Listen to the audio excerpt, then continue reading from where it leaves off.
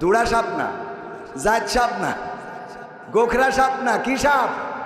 অভিশাপ। অন্য সাপ দিলে তো কামড়ায় দিলে মরে গেল, আর এমন অভিশাপ দেয় যে অভিশাপের কারণে স্বামীও শেষ হয়ে যায়। এক মহিলা আমারে ফোন করে বলতেছে, হুজুর আপনি কি সেই হুজুর? বললাম কোন হুজুর? কয়ে যে মাঝে মাঝে প্রশ্ন ধরে উত্তর দেন। বললাম হ্যাঁ। তা বলছে হুজুর আমার স্বামী মরে গেছে। আমি বললাম আমার কিছু করার নেই, আমার এক বউ দুই বাচ্চা। বলছে না হুজুর বিয়ে করার জন্য ফোন দিইনি, ফোন দিছি একটা প্রশ্ন জানার জন্য। কি? তো আমার স্বামী অসুস্থ ছিল, আমি প্রায়ই স্বামীরে বলতাম যে আল্লাহ তোমার মরণ করে না কেন, তুমি মরো না কেন, আল্লাহ তোমার নেয় না কেন, এরকম বলে না? বলে না? কয় তোর মরা মুখ আমি দেখি না কেন, তোর জানাজা হয় না কেন, এত লোকের জানাজা হয় তোর হয় না কেন? তো আমি আমার স্বামীকে প্রায়ই বলতাম যে মরো না কেন, তোমার মরণ করে না কেন, তুমি দূর হয়ে যাও না কেন, তুমি কবরে তোমার মাটি দিয়ে এসে আমার একটু হাড়ে বাতাস লাগতো। তো এই হাড়ে বাতাস লাগানোর জন্য আমি কতবার ওরে বলেছি। এখন সে মারা যাওয়ার পরে আমি খুবই কষ্ট পাচ্ছি যে আসলে কি সে আমার এই কথার কারণে মারা গেল, নাকি ওর আবুল হায়াত শেষটাই মারা গেল। এটার জন্য হুজুর প্রশ্ন করেছি আপনার কাছে, মানে জানার জন্য আপনার ফোন করেছি। তো আমি বললাম আমি তো অত বড় হুজুর না, তো আমি এতটুকু বলতে পারি ওনার হায়াত শেষ হয়েছে না আপনার অভিশাপে মারা গেছে সেটা বলতে পারবো না। দোয়া এবং বদদোয়া দুইটাই আল্লাহর কাছে কবুল হয় না? হয় না? দুইটাই কবুল হয়। তো হায়াতও যদি ফুরাই যায় তাও যেতে পারে, আবার আপনার অভিশাপেও মরতে পারে। তবে এতটুকু বলতে পারি বিশ্বনবী বলেছেন নারীরা জাহান্নামে যাওয়ার কারণ দুইটা, তার মধ্যে এক নম্বর হলো স্বামীর নাশুকুরি করা, আর দুই নম্বর হলো বেশি বেশি অভিশাপ দেয়া। তো আপনি দুই নম্বর কারণটা আপনার মধ্যে বিদ্যমান, তার মানে আপনি জান্নাতে যাওয়ার রাস্তা মোটামুটি আর্ধেক আগায় রাখিছেন। ঠিক না বেঠিক? আর্ধেক আগায় রাখিছেন। এখন মা বোনেরা বুঝে নেন, আজকে থেকে বাড়ি যাওয়ার পরে স্বামীদের প্রতি অকৃতজ্ঞ হবেন কিনা। যাই আনুক, যাই দিক, যাই খাওয়াক, যাই পরাক, কোনো সময় অকৃতজ্ঞ হওয়া যাবে না, বরং বলতে হবে তুমি যা এনেছো এটাই তো আলহামদুলিল্লাহ, এর থেকে আরও খারাপ হতে পারত। ঠিক না বেঠিক? বলা যায় না? যায় না? তুমি যে থ্রি পিসটা এনেছো এর থেকে আরও কম দামের আনতে করতে, তুমি তো ভালো বেশি দামের এনেছো, আলহামদুলিল্লাহ। এইভাবে শুকরিয়া আদায় করতে হবে। আর পুরুষদেরও কিছুটা ওদের প্রতি টেক কেয়ার করতে হবে। মাঝে মাঝে লিপস্টিক, ভুরু পেনের এই যে কী দেয়, ভুরু পেন নাকি, হ্যাঁ, আইলানা, মাইলানা, শাইলানা, ফাইলানা, এইগুলো সব একটু মাঝে মাঝে কিনে নিয়ে যেয়ে দিতে হবে। এইগুলো স্ত্রীদের দেবেন, একটু সাজাবেন, নিজে মাঝে মাঝে চুলের বেনি কেটে দেবেন, মাঝে মাঝে তার মাথাটা আশ্রয় দেবেন, শাড়ির কুচিটা ধরে দেবেন, তার কাপড় চুপড় পরিয়ে দেবেন, পিছন থেকে যে চোখ ধরি বলবেন বলো তো আমি কে, বোঝেননি? হ্যাঁ, এইগুলো মুরব্বীরা না করেন, না করেন, অন্তত যাদের ইয়াং, আমাদের সভাপতি এখনো বয়স আছে আলহামদুলিল্লাহ, এইগুলো করবেন। এইগুলো করলে দেখবেন যে সংসারের শান্তি বাড়ছে। আবার মা বোনেরাও বোঝে না, বলে হুজুর আমার স্বামীর জন্য একটু দোয়া করি দেন, সারাদিন ওই পরিমণি তারপরে এইসব দেখি বেড়াই সাধু। দেখবে না তুই মাঝে মাঝে ছোট ছোট জামা কাপড় পরলি তো আরে ওদিক তাকায় না, কথা কয় না, ও লজ্জা জ্বালাই বাসে, আরে স্বামীর কাছে আবার কি লজ্জারে, কথা কয় না। হ্যাঁ, একটু জোরে বলেন ঠিক যাতে শুনতে পায়। হ্যাঁ, মানে মাঝে মাঝে ওই পোশাকগুলো, তবে এই পোশাকগুলো আবার আপনাদের কিনে দেওয়া লাগবে, ওরা তো যে বাজার টানতে পারে না এইগুলো। না না, রাস্তায় বাড়াবে, এইটা তো ভালোর জন্যই বলতেছি। এইগুলো যখন গায়ে দেবেন, গায়ে দিয়াবেন, তখন দেখবেন ওরা যখন গায়ে দেবে আপনাদের ভাল লাগবে, আবার ওরাও সব কিছু মিলে আপনারা ওই সিরিয়াল ভাল লাগবে না, ওই পরিমাণই ভাল লাগবে না, ওই বুবলি তারপরে এইসব ওই রাশমিকা মান্দানা ফান্দানা এগুলো ভাল লাগবে না, কারণ ও তো বাড়ি রয়েছে, কথা কয় না, না জায়েজ কিছু।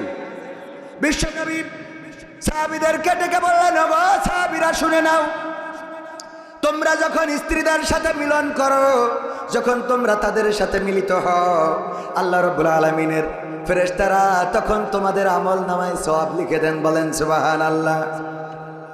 সাহাবীরা একটু লজ্জা পেয়ে গেল, লজ্জায় লজ্জায় বলতেছে আল্লাহর রাসূল এটা কেমন, একটু লজ্জা করতেছে।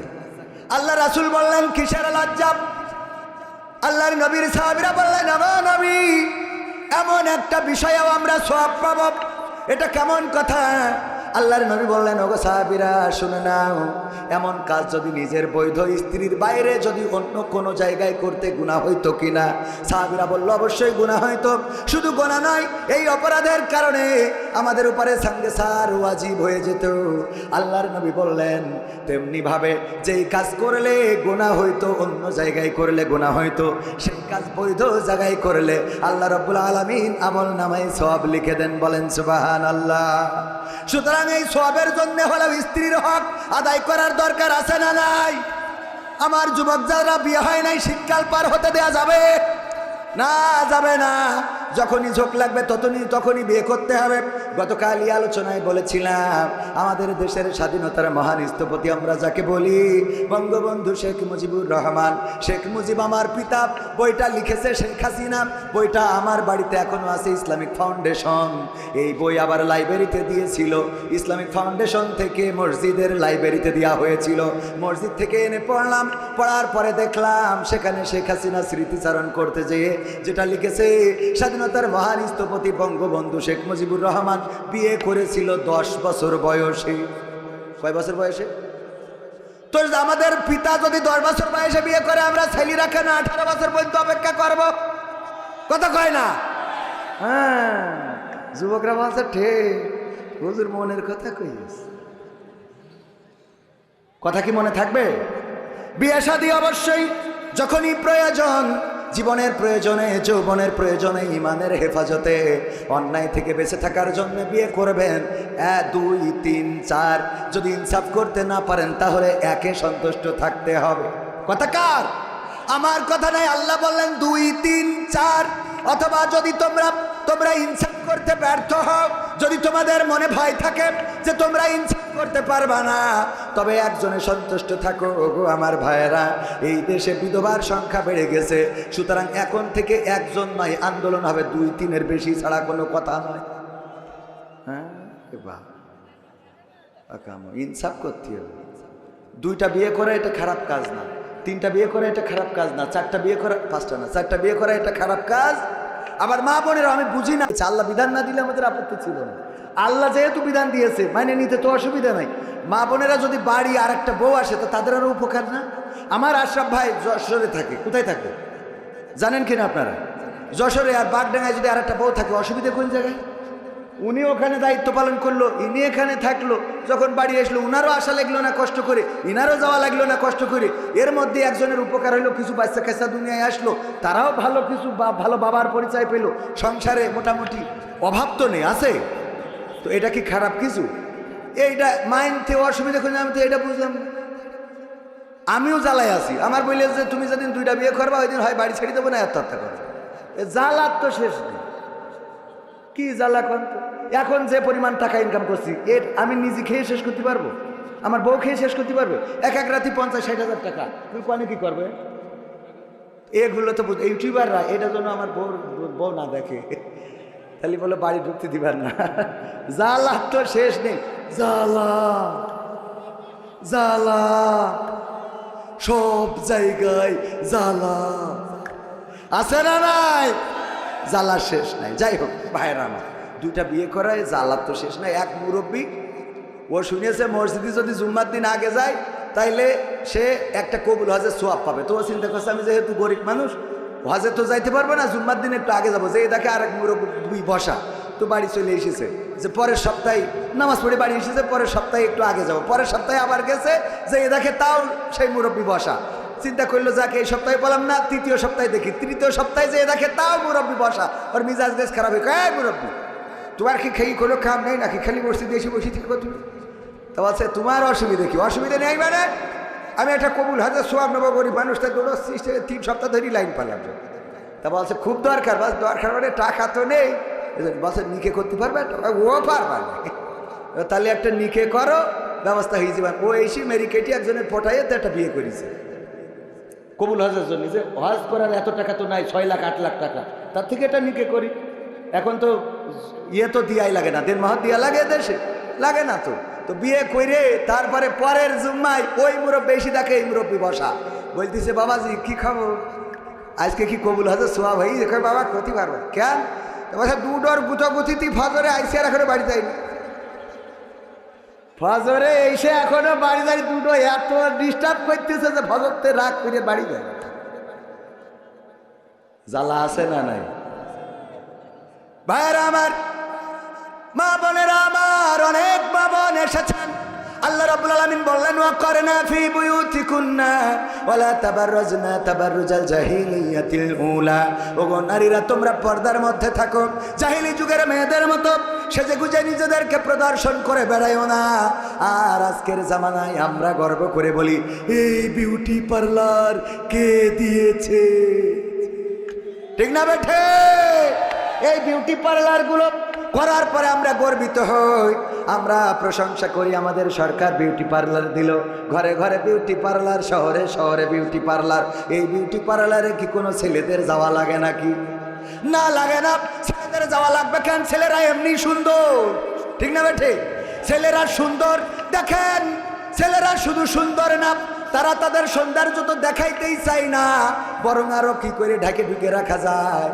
প্যান্ট একটা পরে, প্যান্ট পরার পরে প্যানের আবার এইভাবে আংটা দিয়ে আছে যার মধ্যে দিয়ে বেল বাঁধতে হয়। শুধু বেল বাঁধলি হবে না, উপরে যে এর শার্টের নিচে আবার গেঞ্জি পরে, গেঞ্জির উপরে আবার শার্ট, এইটা পরে তারপরে ওর মধ্যে গুঁজে দিয়ে বেল দিয়ে কষে বেঁধে থই, যাতে করে যেন কোনোভাবে শার্ট বেরোয় না যায়। ঠিক না ঠিক? এমন টাইট করে দিয়ে এরপরে পাই শু পরিছে, শুর আগে আবার মোজা, যেন পার রঙও দেখা না যায়, পর্দাশী। এরপরে শু পরেছে, তারপরে মোজা, আবার শার্ট পরার পরে যদি হাতা মাথায় টুড়ে যায় এই জন্য এরপরে আবার আর একটা কোট। ঠিক না ঠিক?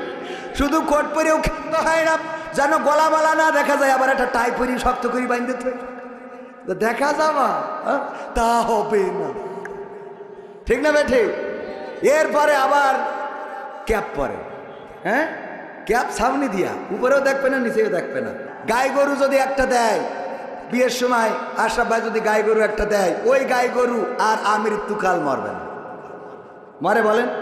তাও এমন গাই গরু, যেই গাই গরু মানে মনে হইলো গরু না, এটা এক্সরের কাগজ নিয়ে যাচ্ছে, পাজরার কাঠি এমন কায়দায় রয়েছে। সেই গরু আনার জন্য এক শালা ঠেঙেছে, আর এক শালা ঠেঙেছে, তাও 3-4 বার ব্রেক ফেল করেছে, লেজ মোড়াই স্টার্ট দিলে তারপর উঠেছে। এই গরু আনার পরে ভাবির খালি কথা হইলো, ওই যে আমি পুরি জায়গা কিনেছে একটা বাড়ি, ভাই কয়তালা যেন ওইটা ফাউন্ডেশন? আশরাফ ভাই, আশরাফ ভাই, ওরে কয়তালা ওই ফাউন্ডেশন? আর আপনি কথা বাজার মধ্যে কথা বলেন, বলছি কয়তালা ফাউন্ডেশনের বাড়ি কিনেছে? হ্যাঁ ওখানে, হ্যাঁ 4 তলা। তো 4 তলা ওই ফাউন্ডেশনের বাড়ি কিনে ভাবির বলছে, দেখো আমরা তো ছিলাম বাগডাঙ্গা, আমরা এখন এই যে শহরের পরে হামিদপুর একটা বাড়ি কিনতে পারিছি, 4 তলা ফাউন্ডেশন, চলো আজকে তোমার দিয়ে উদ্বোধন করবো, ফিতে কাটতে হবে। বলছে আব্বাকে বাড়িতে গাই গরুটা আনিলাম বুঝে, ওই গাই গরু এক্সরা কাগজে। এরপরে যে একটা 4 চাকার গাড়ি কিনেছে, এক্স করোলা, বলছে যে চলো আজকে গাড়িটা যেহেতু কিনলাম তুমি চড়বা, আমি চালাবো, পুরো যশোর ঘুরিয়ে দেখাবো তোমার। গাড়িতে দরজা খুলে উঠে পরে বলছে আব্বাকে বাড়িতে গাই গরুটা আনিলাম বুঝে। হ্যাঁ, এরপরে যদি আরো কিছু করে, উনি যদি এখন কথার কথা জামাতের নেতা তো এলাকায় যদি চেয়ারম্যান ইলেকশন করে, যদি পাশ করে, যেদিন কাউন্সিলই বরণ হবে ফুলের মালা গলায় দেবে, বলবে চলো তুমি সামনে বসে থাকবো, আমার আজকে ফুলের মালা গলায় দেবে। যাওয়ার সময় কবে আব্বা বাড়িতে গায়ে করে আনিলাম বুঝে। শুধু তাই না, যদি বেহেশতে যায়, আমার ধারণা জান্নাতের সিঁড়িতে যদি দেখা হয়, কবে আব্বা বাড়িতে গায়ে করে আনিলাম বুঝে। এই গাই গরু আর মারবে, আর স্বামী যা করে ওইটা দুধ হয় না, ওইটার বাছুর হয় তা মেলা দেরি করে করে, পাল দিলি দাঁড়ায় না, সব ঝামেলা স্বামী যা করে ওতে আছে না নাই? এরকম না শুকুরি করে, তাহলে গেল 1 নম্বর। 2 নম্বর কি? 2 নম্বর হলো বেশি বেশি অভিশাপ দেয়। কি সাপ দেয়? দুড়া সাপ না, জাত সাপ না, গোখরা সাপ না, কি সাপ? অভিশাপ। অন্য সাপ দিলে তো কামড়ায় দিলে মরে গেল, আর এমন অভিশাপ দেয় যে অভিশাপের কারণে স্বামীও শেষ হয়ে যায়। এক মহিলা আমারে ফোন করে বলতেছে, হুজুর আপনি কি সেই হুজুর? বললাম কোন হুজুর? কয়ে যে মাঝে মাঝে প্রশ্ন ধরে উত্তর দেন। বললাম হ্যাঁ। তো বলছে হুজুর আমার স্বামী মরে গেছে। আমি বললাম আমার কিছু করার নেই, আমার 1 বউ 2 বাচ্চা। বলছে না হুজুর বিয়ে করার জন্য ফোন দিইনি, ফোন দিছি একটা প্রশ্ন জানার জন্য। কি? তো আমার স্বামী অসুস্থ ছিল, আমি প্রায়ই স্বামীরে বলতাম যে আল্লাহ তোমার মরণ করে না কেন, তুমি মরো না কেন, আল্লাহ তোমার নেয় না কেন, এরকম বলে না? বলে না। কয় তোর মরা মুখ আমি দেখি না কেন, তোর জানাজা হয় না কেন, এত লোকের জানাজা হয় তোর হয় না কেন? তো আমি আমার স্বামীকে প্রায়ই বলতাম যে মরো না কেন, তোমার মরণ করে না কেন, তুমি দূর হয়ে যাও না কেন, তুমি কবরে তোমার মাটি দিয়ে এসে আমার একটু হাড়ে বাতাস লাগতো। তো এই হাড়ে বাতাস লাগানোর জন্য আমি কতবার ওরে বলেছি। এখন সে মারা যাওয়ার পরে আমি খুবই কষ্ট পাচ্ছি যে আসলে কি সে আমার এই কথার কারণে মারা গেল, নাকি ওর আবুল হায়াত শেষটাই মারা গেল।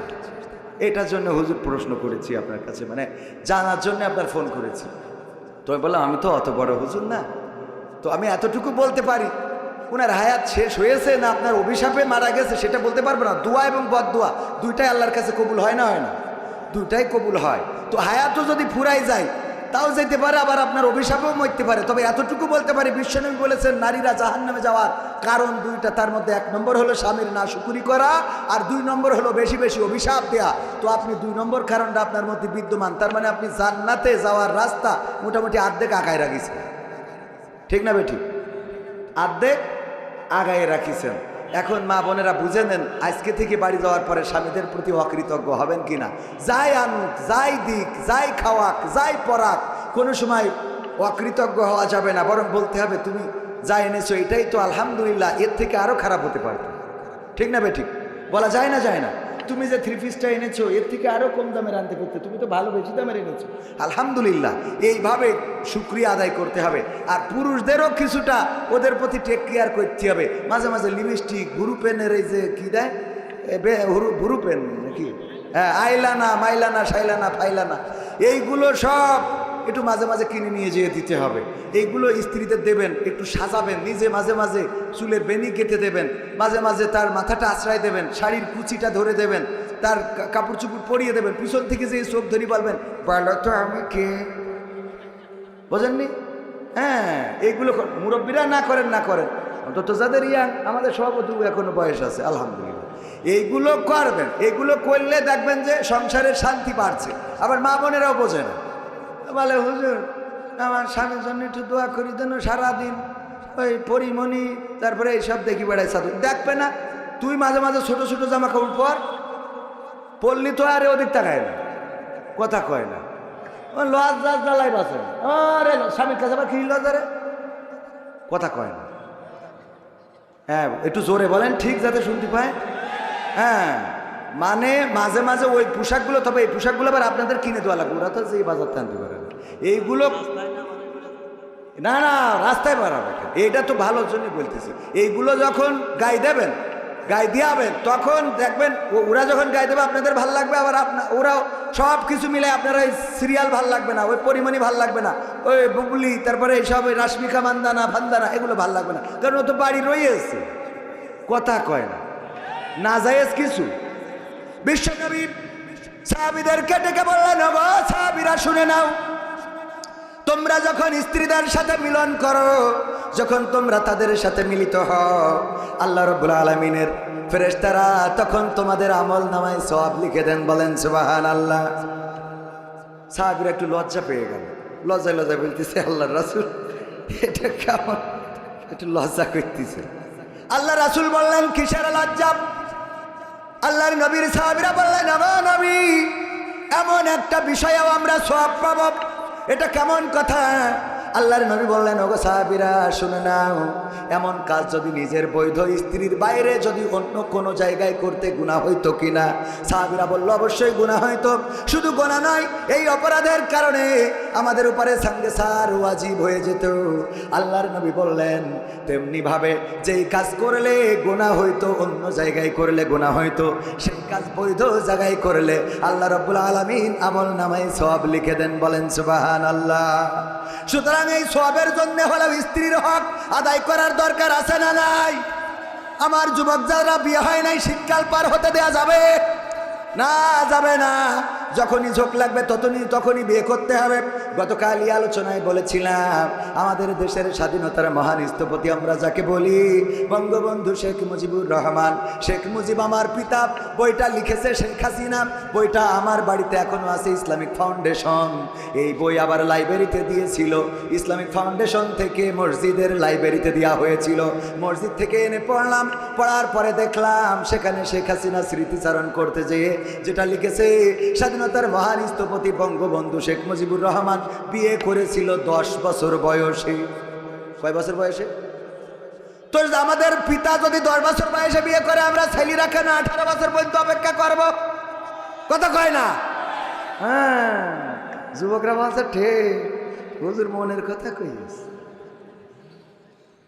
কথা কি মনে থাকবে? বিয়ে শাদী অবশ্যই যখনই প্রয়োজন, জীবনের প্রয়োজনে, যৌবনের প্রয়োজনে, ইমানের হেফাজতে, অন্যায় থেকে বেঁচে থাকার জন্য বিয়ে করবেন। 1 2 3 4, যদি ইনসাফ করতে না পারেন তাহলে একে সন্তুষ্ট থাকতে হবে। কথা কার? আমার কথা নাই। আল্লাহ বললেন 2 3 4। অথবা যদি তোমরা ইনসাফ করতে ব্যর্থ হও, যদি তোমাদের মনে ভয় থাকে যে তোমরা ইনসাফ করতে পারবা না, তবে একজনে সন্তুষ্ট থাকো। ওগো আমার ভাইয়েরা, এই দেশে বিধবার সংখ্যা বেড়ে গেছে, সুতরাং এখন থেকে একজন নয়, আন্দোলন হবে 2 3-এর বেশি ছাড়া কোনো কথা নয়। হ্যাঁ, ইনসাফ করতে হবে। 2টা বিয়ে করা এটা খারাপ কাজ না, 3টা বিয়ে করা এটা খারাপ কাজ না, 4টা বিয়ে করা, 5টা না, 4টা বিয়ে করা এটা খারাপ কাজ। আবার মা বোনেরা, আমি বুঝি না, আল্লাহ বিধান না দিলে আমাদের আপত্তি ছিল না। আল্লাহ যেহেতু বিধান দিয়েছে মানে নিতে তো অসুবিধা নাই। মা বোনেরা যদি বাড়ি আর একটা বউ আসে তো তাদের আরও উপকার না? আমার আশরাফ ভাই যশোরে থাকে, কোথায় থাকে জানেন কিনা আপনারা? যশোরে। আর বাগডাঙ্গায় যদি আর একটা বউ থাকে, অসুবিধা কোন জায়গায়? উনি ওখানে দায়িত্ব পালন করলো, ইনি এখানে থাকলো, যখন বাড়ি আসলো উনারও আসা লাগলো না কষ্ট করে, ইনারও যাওয়া লাগলো না কষ্ট করে। এর মধ্যে একজনের উপকার হইলো, কিছু বাচ্চা কাচ্চা দুনিয়ায় আসলো, তারাও ভালো কিছু ভালো বাবার পরিচয় পেল, সংসারে মোটামুটি অভাব তো নেই, আছে তো। এটা কি খারাপ কিছু? এইটা মাইনতে অসুবিধা করে, আমি তো এটা বুঝলাম। আমিও জ্বালায় আছি। আমার বললে যে তুমি যেদিন 2টা বিয়ে করবা ওই দিন হয় বাড়ি ছেড়ে দেবো না আত্মহত্যা করবো। জ্বালার তো শেষ নেই। কি জ্বালা কন তো? এখন যে পরিমাণ টাকা ইনকাম করছি, এর আমি নিজে খেয়ে শেষ করতে পারবো? আমার বউ খেয়ে শেষ করতে পারবে? এক রাতি 50-60 হাজার টাকা তুমি কোনে কি করবে? এগুলো তো ইউটিউবাররা, এটার জন্য আমার বউ না দেখে, তাহলে বলে বাড়ি ঢুকতে দিবার না। জ্বালা তো শেষ নেই। জ্বালা জ্বালা সব জায়গায় জ্বালা আছে না নাই? জ্বালার শেষ নাই। যাই হোক ভাইয়েরা আমার, 2টা বিয়ে করায় জ্বালার তো শেষ নাই। এক মুরব্বী, ও শুনেছে মসজিদে যদি জুম্মার দিন আগে যায় তাইলে সে একটা কবুল হজের সোয়াব পাবে। তো ও চিন্তা করছে আমি যেহেতু গরিব মানুষ, হজে তো যাইতে পারবো না, জুম্মার দিন একটু আগে যাবো। যে দেখে আরেক মুরব্বী বসা, তো বাড়ি চলে এসেছে, যে পরের সপ্তাহে নামাজ পড়ে বাড়ি এসেছে, পরের সপ্তাহে একটু আগে যাবো। পরের সপ্তাহে আবার গেছে, যে দেখে তাও সেই মুরব্বী বসা।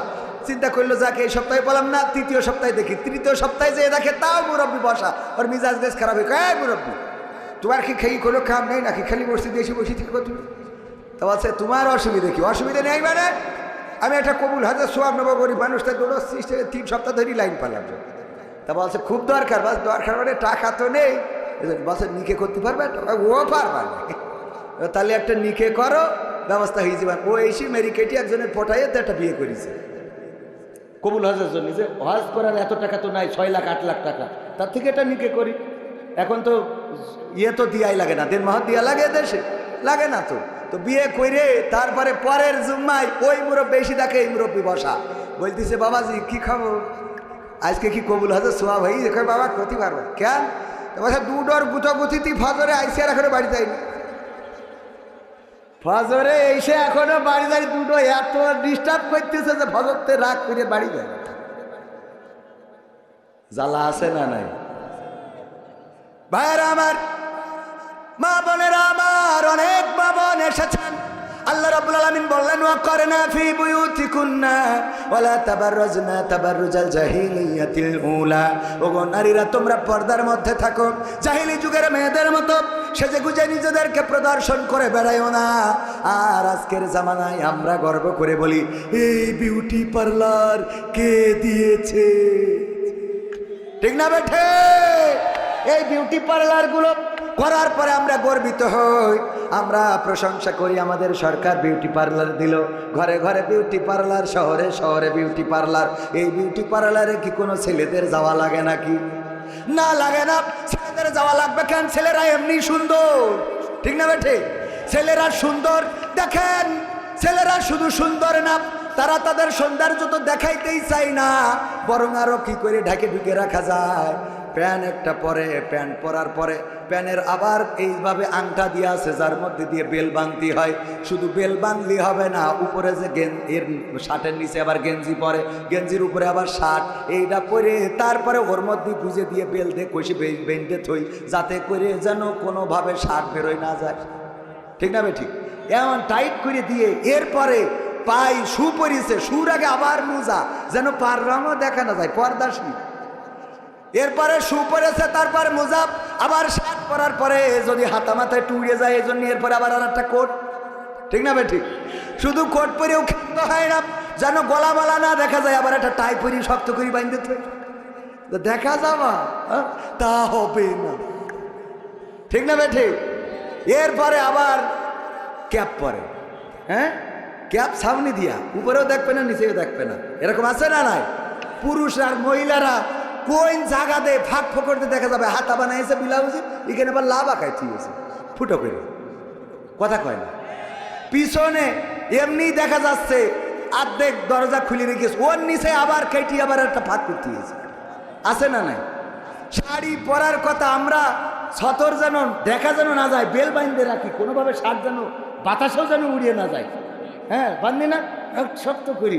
উনারা করিয়েছে কি শাড়ি পরিয়ে নাবির এমন জায়গায়, হ্যাঁ সে কি কব, যদি শীতি একটা এখন আবার এই কি জিন্সের কোট বেরোইছে, তাও পরে আর খালি এরাম করে। ঠিক না বে ঠিক? মানে কোন ফাঁক ফোকরতে দেখাবে, এই হলো ধান্দা। কোনে যাবো, আল্লাহ বললো তোরা আইটে কুইটে থাক, সেজে গুজে দেখাই বেড়াইস। আর ওরা বলছে মুড়ি খেয়েই ভাত খাবো, মুড়ি খেয়ে ভাত খাওয়া বোঝে। সভাপতি কুষ্টিয়া ভার্সিটিতে, তো উনি বলছে আপনি কবির ভাই এসেন, আমাদের এখানে একটা ছোটো পিকনিক হবে, 10 জনের মতো আমি আয়োজন করতে চাইছি।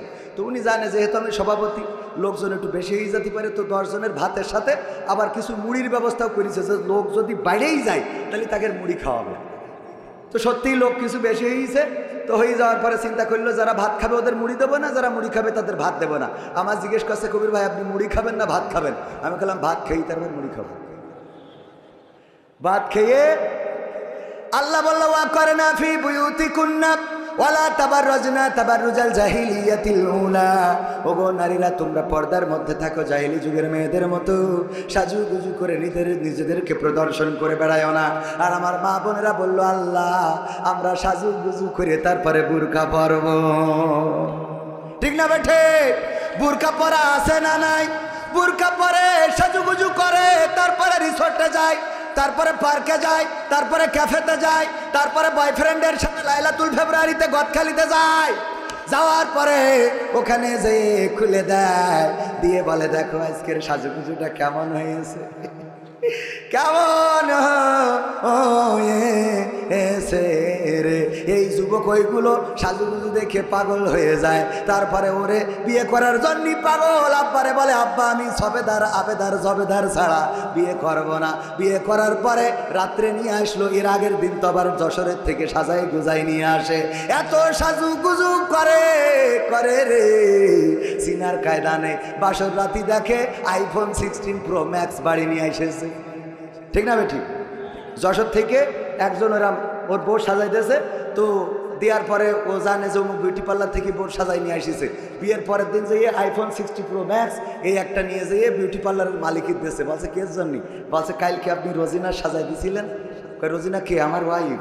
ও আচ্ছা, তাই আমি খুশি হই আপনার এই যে আইফোন 16 প্রো ম্যাক্স আপনাকে গিফট করল। ও তো খুব খুশি, আল্লাহ এত সুন্দর পর এর জন্য আরও 3টে বিয়ে হয়। তো দিয়ে চলে আসার পরে ও মোড়ক উন্মোচন করি, দেখে ওর মধ্যে কি এর আইফোন 16 প্রো ম্যাক্স, নৌকায় 1100 গাডার মেরিতে একটা চিরকুটি লিখা রয়েছে এখন কেমন লাগে। কারণ কি? কারণ তুই কাল যেটারে সাজাই দিছিলি ওর তো বাসরাতি দেখলাম আইফোন 16 প্রো ম্যাক্স, গোসল একটা মারার পরে তো দেখছি যে নোকে 1100 গাডার দিয়ে। কথা কি বোঝা গেছে? এরপরে গান গায় আমি পারি না আর পারি না, আমি কেন মরি না, আজরাইল কি চিনে না আমার গো, আমি পারি না আর পারি না। হয়তো 2 দিন পরে মরব, আগে মরলে কি ক্ষতি। ওরে এই দুনিয়ার রং তামাশা বুঝলাম না রে একরতি। ও আমার ঘরের রমণী সে যে কাল নাগিনী, ঘরের রমণী ও যে কাল নাগিনী। বিউটি পার্লার আমার বাজাইছে 12টায়, আমি পারি না আর পারি না। ঠিক না বেঠে? আমি পারি না আর পারি না, আমি কেন মরি না। আজরাইল কি এটা পুরুষরা গাইছে? মহিলারা গাইলে এই গানটা উল্টা গাইতো। কি গাইতো জানেন? বলবো, আমি পারি না আর পারি না, আমার স্বামী কেন মরে না। আজরাইল কি চিনে না আমার স্বামী রে গো, আমি পারি না আর পারি না।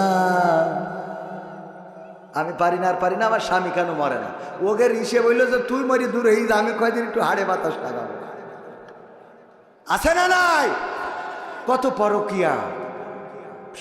স্বামী থাকে বিদেশে, পরকিয়া প্রেমে মত্ত হয়ে গেছে, অন্যায় অপরাধের পথ বেছে নিয়েছে, নিজের স্বামীর সাথে ভালো করে কথা বলে না, অথচ পর পুরুষের সাথে বলটু ভাই কেমন আছো, কতদিন হলো তুমি খোঁজ খবর নাও না। আরে বাবা কি মজা। আর স্বামী যখন ফোন দেয়, এত কল করতে হয় কেন, তোমার কাজ নাই বিদেশে যে খালি বোর কাছে বারবার ফোন দাও, এত ফোন দিতে হয় কিসের জন্য? এত ফোন দিবা না, খালি টাকা পাঠাবা, বাগার পাড়াতে তুলে বাজার করে নিয়ে চলে আসবে। আবার যেই বলতো ভাই, হ্যাঁ বলতো ভাই চুলের এই কুত্তা কাটিং কোথায় জিগে দিয়েছে। হ্যাঁ আপনার গাঞ্জা খাওয়া দাঁতগুলো খুব ভালো লাগে, ওর গাঞ্জা খুব পছন্দ। আছে না নাই? আবার মা বোনেরা বলছে হুজুর শুধু কি আমরা খারাপ না, পুরুষদের মধ্যে এমন আছে না নাই, নিজের স্ত্রীর সাথে ভালো করে কথা বলে না, নিজের স্ত্রীর হক আদায় করে না, অথচ ভাবি ও ভাবি ভাবি কে, হ্যাঁ আমি মাকসেদ। ও মাকসেদ ভাই আপনি তো খোঁজই নেন না। ভাবি আসছিলাম 1 গ্লাস পানি। কি বলছেন পানি কেন? আমি শরবত করে এনে দিচ্ছি একটু খাবেন। শরবত বানাইছে, লেবু টিপে দিয়েছে, তিতে হয়েছে, লবণ দিয়েছে, তিতে আর এ মিলে শরবত দূরের কথা, ও তো কোনো বোধই হই বোঝেননি। ওই শরবত খায় আর বলে মাকসেদ ভাই কেমন হয়েছে। আরে ভাবি আপনার হাতে সব এ যে কি নাইস মনে আছে, হাউজে কাউসারের পানি খাচ্ছে। শয়তান কোথায়। আর বউ রান্না করে দেয়, ওর মধ্যে কোনোভাবে একটু লবণ যদি বেশি হয়ে যায়, এই তোর রান্না পাইবি না, এই রান্না পাইবি না, একটু যদি লবণ বেশি হয়ে যায় মিজাজ খারাপ হয়ে যায়। আছে না নাই? লবণ যদি একটু বেশি হয়ে যায় বলবেন স্ত্রী তুমি এত সুন্দর রান্না করো, আল্লাহ তোমার রান্না খাওয়ার পরে আমি মনে হয় যে হরিণের গোশত খাচ্ছি, তবে লবণটা একটুখানি কমাই দিলে যে আরো কি টেস্ট হইতো, আলহামদুলিল্লাহ। এই বলা যাবে না এইভাবে, এইগুলো বলবেন। এইগুলো না বলে খালি শুধু ধমকের, এই দেখো তোর যদি আমি তালাক না দিছি আমার নাম কবির বিন সামান। দেখেন তালাক দেওয়া খুব বাহাদুরি কাজ নাকি? এবার তালাক দিয়ে বলে হয়েছে বাচ্চা দুটো হয়ে গেছে বলে ফেলেছি, একটু খাতা পৃষ্ঠা খুলে দেখেন দিন লাস্টে 3 পাতায় কোনো লাইন আছে কিনা। মানে সব তো পড়া শেষ, লাস্টে 3 পাতায় একটা লাইন পাওয়া যায় কিনা। আমি একজনের বললাম যে আপনি কোন মাযহাবের, তো বলছে হানাফি মাযহাবের। আমি বললাম হানাফি মাযহাব হইলে তালাক দিয়েছেন শেষ। তা বলছে কোন মাযহাবে এটা নেওয়া যাবে? তো আমি বললাম শাফি মাযহাব। বলছে তাহলে আমি শাফি মাযহাব। শয়তান সহ্য না করি পারে, বলছে যে একবারে দিয়ে ফেলেছি। এখন আমি বললাম কোন মাযহাব? আমি বললাম বলছে শাফি মাযহাব, হানাফি মাযহাব। বললাম হানাফি মাযহাব যদি মানেন, হানাফি মাযহাবের ফতোয়া হলো যদি একবারে কেউ 3 তালাক দেয় ওটা তালাক, ওর আর কোনো সমাধান নেই। তা বলছে তাহলে কোন মাযহাবে আছে? তা বললাম ইমাম মালিক, ইমাম শাফি বলেছে রাহিমাহুল্লাহ যে যদি কেউ একসাথে 3 তালাক দেয় তাহলে ওটা 1 তালাক হিসাবে গণ্য হবে, কারণ এটা রাসূল সাল্লাল্লাহু আলাইহি ওয়াসাল্লামের পলিসির মধ্যে পড়ে না। তাছাড়া উনি বোঝাতে চেয়েছেন যে যখন মানুষ রাগ করে তালাক দেয় তখন তার ব্রেন ঠিক থাকে না, সুতরাং তালাকের বিধানটা প্রতি মাসে একটা করে দেবে, এটাই বিধান, তাই 1 তালাক হিসেবে গণ্য হবে। তা বলছে আমি আজকে তো তাহলে শাফি মাযহাব, তার মানে ওর বউ নিতেই হবে, ওর কোনো ফতোয়া মানতে রাজি। ওগো আমার ভাইয়েরা, ওগো আমার কলিজার টুকরারা, আমার পর্দার অন্তরালে মা বোনেরা, আমরা আইন মানব কার? আল্লাহ রাব্বুল আলামিন আমাদের যে আইন দিয়েছেন প্রথমেই বলেছি আমরা মাথা নত করব আল্লাহর কাছে। আমরা যারা আল্লাহর কাছে মাথা নত করি, যারা বলেছি ইন্না সলাতি ওয়া নুসুকি ওয়া মাহইয়ায়া ওয়া মামাতি লিল্লাহি রাব্বিল আলামিন, নিশ্চয় আমাদের সালাত, আমাদের কুরবানি, আমাদের হায়াত, আমাদের মওত সব কিছু বিশ্ব প্রতিপালক আল্লাহর জন্য। আল্লাহর জন্য যদি আমরা আমাদেরকে সঁপে দিয়ে থাকি, তাহলে বিপদে আপদে মুসিবতে ডাকবো কাকে? প্রশংসা করব কার? আমরা প্রশংসা আনন্দের সময় প্রশংসা করব আল্লাহর, আর বিপদের সময় আল্লাহর কাছে সাহায্য চাইব। আল্লাহ সাহায্য দাও, আল্লাহ তুমি সাহায্য করো, আল্লাহ তুমি রহম করো। আমার আল্লাহ এমন আল্লাহ, যারা আল্লাহকে ডাকে তারা কখনো প্রতারিত হয় না, যারা আল্লাহকে ডাকে তারা কখনো হেরে যায় না, যারা আল্লাহকে ডাকে তারা ধ্বংস হয় না, যারা আল্লাহকে ডাকে তাদের পরাজয় থাকে না, যারা আল্লাহকে ডাকে দুনিয়ার পরে আল্লাহ তাদের পাশে থাকে এবং পরকালেও আছে না নাই। আল্লাহর কাছে যারা নিজেদেরকে নিবেদিত করে দিয়েছে তাদের অবস্থা হলো এমন। আমার সভাপতি সাহেব কুষ্টিয়া ইসলামিক ইউনিভার্সিটির শ্রদ্ধাভাজন শিক্ষক জনাব ডক্টর মোহাম্মদ জালালউদ্দিন সাহেব গরু পালন করে, গরু পুষেছে। এই গরু মাঠের মধ্যে রেখে এসেছে, এসে মাহফিলে চলে এসেছে। বিকাল বেলায় যাইতে রাত হয়ে গেছে, গরু ফিরিয়ে আনবে খেয়াল নাই। গরু যখন মাঠের মধ্যে একটা বন থেকে বাঘ বের হয়ে গরুরে দৌড়ানি দিয়েছে, ধরার জন্য পিছু নিয়েছে। গরু দৌড়ায়, বাঘও দৌড়ায়। দৌড়াতে দৌড়াতে গরু বুঝে ফেললো যে বাঘের সাথে দৌড়াইয়ে পারা যাবে না, তাহলে কি করা যায়? যতই গরু তার মধ্যেও চিন্তা আছে না নাই? তার মধ্যেও কিছু বুদ্ধি আছে। গরু পাশে দেখলো একটা নরম কাদাওয়ালা ক্ষেতের মধ্যে দিয়েছে লাফ, যে এই ক্ষেতের মধ্যে যদি লাফ দিই তাইলে আত্মরক্ষা হইতে পারে। গরু ক্ষেতের মধ্যে লাফ দেওয়ার পরে চার হাত পা একসাথে ডেবে গেছে, কাদার মধ্যে পুঁতে গেছে। বাঘও লাফ দিয়েছে, গরুর থেকে বাঘের দৌড়ের গতি ছিল একটু বেশি। গরুরে রেখে 3 হাত সামনে যেয়ে পড়েছে। কয় হাত সামনে? তো গরু যদি ডেবে যায় বাঘও ডেবে যাবে কিনা? বাঘও ডেবে গেছে। গরু কোনো টেনশন ছাড়াই ওই ডাবা অবস্থায় খালি জাবর কাটে। আর গরু টেনশন করতেছে কি করে বের হওয়া যায়, চেষ্টা করতেছে কি করে বের হবে। বাঘ বের হওয়ার চেষ্টা করতেছে, আর গরু কি করেছে? জাবর কাটাচ্ছে। বাঘের মিজাজ গেছ খারাপ। হ্যাঁ গরু, এই তুই তো আসলে গরু। কে ভাই কি হয়ে গেছে? ভাই কি হয়েছে মানে? আমার সঙ্গীতের বই আছে, ক্যামেরা পার্সন যাচ্ছে, কারো লাগলে নিয়ে। সম্মানিত ভাইয়েরা, তো কথা ও আবার ওর আমি বলিনি, তাও যায়। এত দায়িত্বশীল আমি আলামিনের আমি খুঁজে পাই। আল্লাহ, হ্যাঁ, দাম 100 টাকা, আর ওই যে জীবন জিজ্ঞাসা যেটা ওটা হলো 50 টাকা। তো ভাইয়েরা আমার, গরু মানে বই একটু বেচাও লাগবে কেন ভাই? তো আমার ওইভাবে টাকা দেয় না, এমনি আইসেতে করেছি ভাই, দুটো খাতি দেয় যত্ন করে সুইঝাল দিয়ে ওই আর কি। তো এই জন্য বইটই বেঁচে যা আজকে টাকা না নিয়ে গেলে আবার বাড়িও জায়গা হয় না। মানে প্রতিদিন যে হিসেব দিতে হয় যে রাত্রি তুমি আমার কাছে থাকবা না, আবার টাকাও দিবা না, তবে কি নিয়ে থাকবো? জ্বালার শেষ আছে আমাদের। সব কথা বলি ফেললাম, আল্লাহ মাফ করে দাও। আমি সবাই মাফ করে দিও, আমি তো খোলা মনের মানুষ, সবাই ঠাস করে বলে ফেলি। যাই হোক ভাইয়েরা আমার, গরু কোনো টেনশন ছাড়া জাবর কেটাচ্ছে, আর বাঘ টেনশন করতেছে যে কি করে বের হওয়া যায়। বাঘ এক ফাঁকে বলেই বেলাই করু, তুই তো আসলেই করু কেন ভাই? কি হয়েছে? কি হয়েছে মানে? এই কাদার মধ্যে লাফ দিলি কেন? তোরে যদি আমি ধরতাম তাহলে তোরে খেয়ে আমি বেঁচে থাকতাম, তুই মারা যাতিস, কথা ঠিক। আবার তুই যদি পালাই যাতিস তাহলে তুইও বেঁচে যাতিস, আমিও বেঁচে যেতাম। কিন্তু এমন একটা কাজ করেছিস যে তুইও মরবি, আমিও মরবো, বাঁচার কোনো রাস্তা নেই। তা কয় তাতে কি? কয় তাতে কি মানে? এই গরু এর তাও কিছু হওয়ার দরকার নেই, কিন্তু এই বিপদের মধ্যে তুই জাবর কাটাইস, তোর টেনশন নেই কেন? তোর কোনো চিন্তা নেই কেন?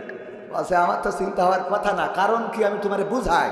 ওগো বাঘ, শুনে নাও, তুমি বাঘ বনে থাকো, তোমার কোনো মালিক নাই, তোমার কোনো অভিভাবক নাই, তোমার কোনো গার্জিয়ান নাই। আমি গরু, আমার গার্ডিয়ান আছে, আমার মালিক আছে, আমার অভিভাবক আছে। আমার অভিভাবক ডক্টর জালালউদ্দিন সাহেব, উনি মাহফিলে আছে। রাত্রে যখন বাড়িতে ফিরবে, ফিরার পরে গোয়াল ঘরে লাইট মেরে যখন আমাকে পাবে না, তখন লোকজন নিয়ে খোঁজার জন্য মাঠে চলে আসবে। আমাকে খোঁজাখুঁজি করতে করতে এক সময় যখন এই ক্ষেতের মধ্যে পাবে, এই কাদার মধ্যে পাবে, আমারেও দেখবে, তোমারেও দেখবে। আমারে দেখার পরে বুঝে নেবে তোমার কারণে আমার এই হাল হয়েছে, এই কারণে আমার মালিক আমারে উদ্ধার করবে, আর তোমারে এখানে বাড়োয়ে কবর দিয়ে তারপরে যাবে। ওগো বাঘ বলো, এখন আমি জাবর কাটাবো নাকি তুমি কাটাবা? কথা কয় না। জাবর কাটাবে কে? গরু জাবর কাটাবে, কারণ গরুর মালিক আছে না নাই? ইসলামী আন্দোলনের নেতাকর্মী যারা আল্লাহর কাছে সমর্পণ করেছে, যারা তারা আল্লাহর কাছে নিবেদিত প্রাণ হয়ে যাওয়ার কারণে তারা যদি জেলখানায় যায় তাও হাত উঁচু করে হাসি, যদি রিমান্ডে দেয় তাও বের হওয়ার পরেও হাসি, যদি তাদের ফাঁসির কাজটা নিয়ে যায় তাও তারা জিজ্ঞাসা করে সন্তানের কাছে, ওগো আমার কলিজার টুকরা বলো আমি লুঙ্গি পরে যাব নাকি পায়জামা পরে যাব? জিজ্ঞাসা করে কে আমার দাফন কাফনের জন্য পাবনায় যাবে?